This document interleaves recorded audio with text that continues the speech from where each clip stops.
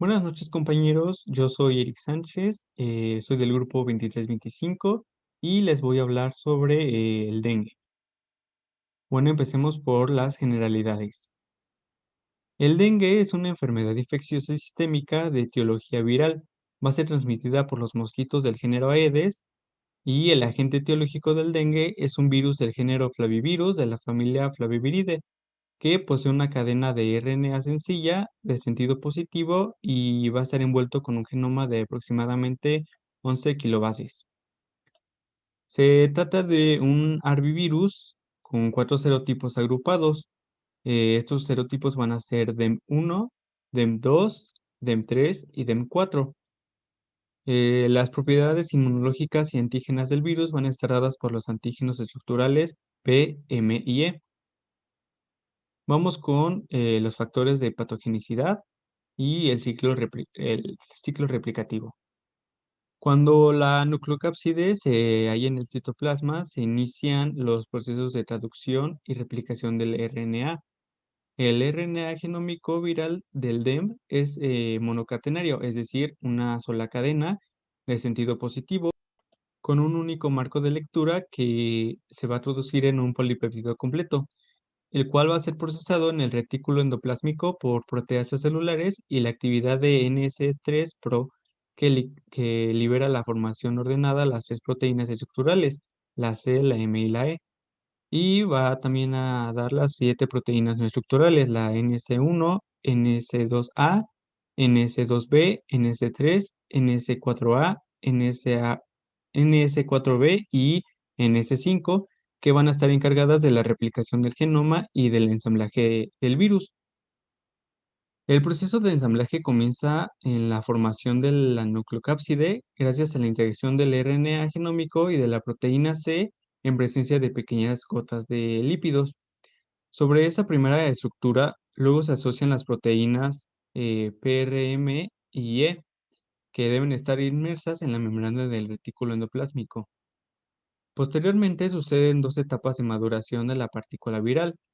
Primero se van a organizar de forma heterodimérica las proteínas PRMM y E, en donde la primera recubre a la segunda y este recubrimiento le confiere un aspecto rugoso a la superficie del virus cuando se observa en una microscopía electrónica.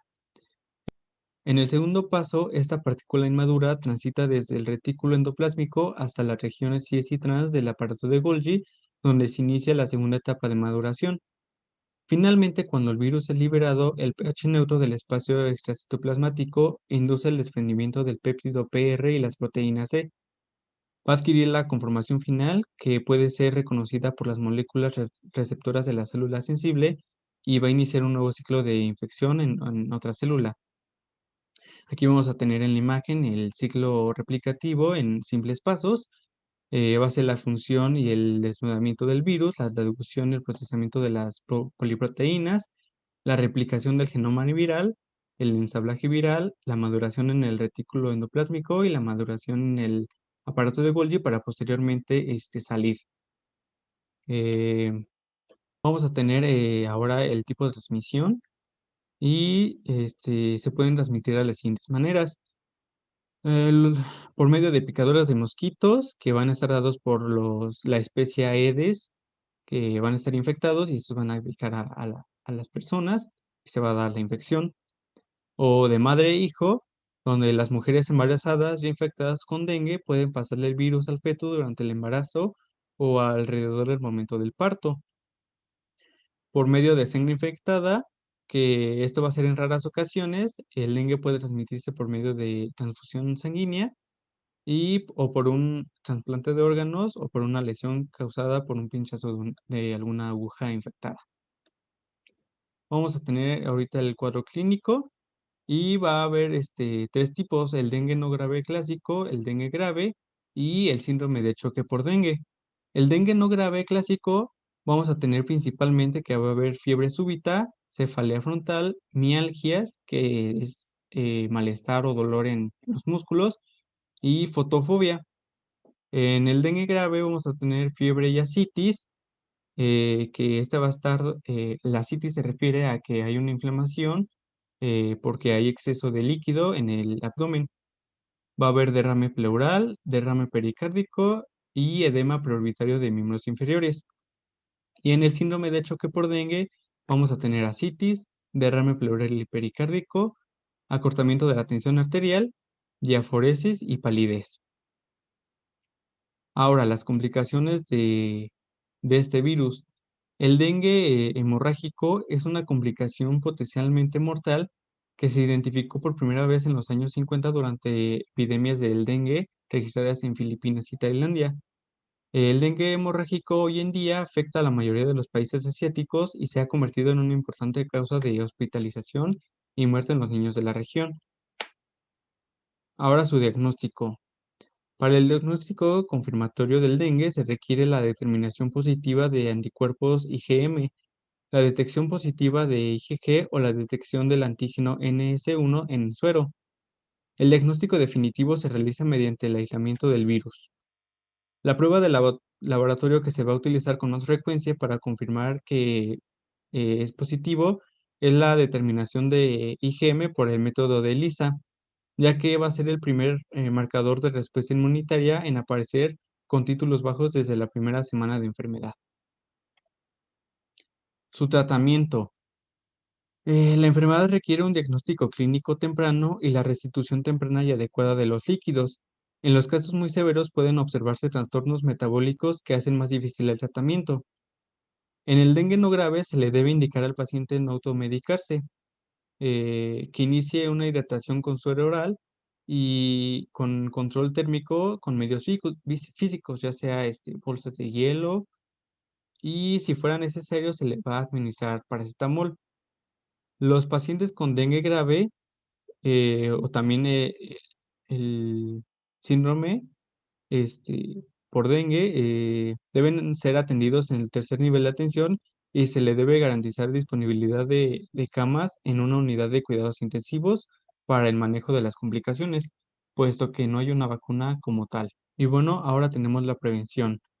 Eh, Estos mosquitos se van a ver favorecidos por el rápido aumento de las poblaciones urbanas, que especialmente las que se frecuente el almacenamiento doméstico de agua y no se disponga de servicios adecuados para la eliminación de residuos sólidos.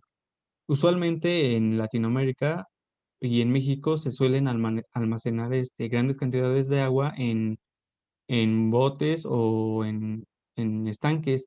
O también aquí como tenemos el ejemplo de la imagen, donde pues las llantas pueden llegar a almacenar agua y ahí los mosquitos pueden llegar a incubar sus huevecillos.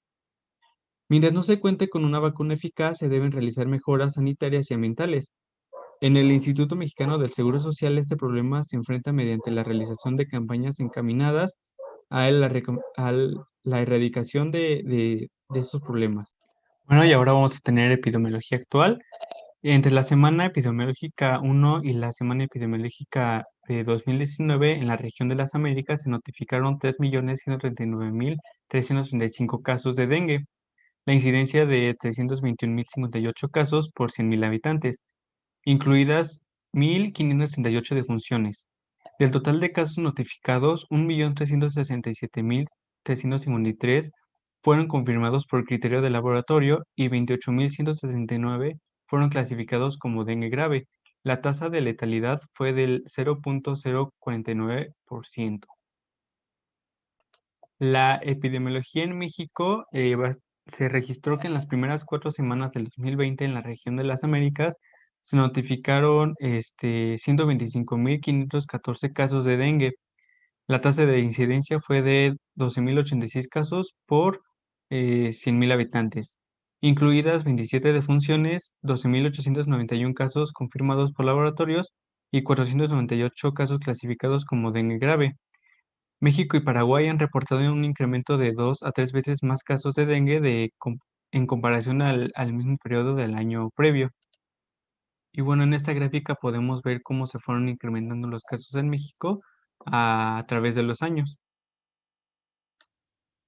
Y eso sería todo. Muchas gracias por ver el video y nos vemos la siguiente clase.